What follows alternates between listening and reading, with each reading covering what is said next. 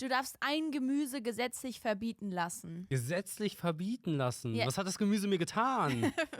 Free the vegetable. Ist eine Olive ein Gemüse? Ja, ich würde sagen, dass es zählt. Das ist aber wahrscheinlich Oder am ist es eine Ende sowas wie Steinfrucht? ja, es ist bestimmt so eine Frucht. Sind Silberzwiebeln Gemüse? Ja, würde ich sagen. Oh ja, okay, dann verbiete ich die Silberzwiebeln. Ich finde Silberzwiebeln so geil.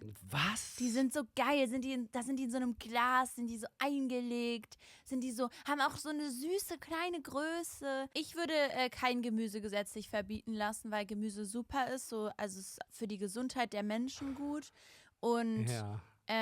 es gibt ja sehr viele tolle Gemüsesorten. Naja, du hast mich ja also gefragt. Nein, nee, ich habe dir die Wahl gelassen. Also du meintest ja, ich habe ja gesagt, wenn du ein Gemüse verbieten müsst. Nein, du hast nicht gesagt, ich muss es verbieten. Ich habe ja gesagt, du ne? darfst das. Weil du hast gesagt, ich genau. müsste. Ich habe dich jetzt nicht gezwungen, ja.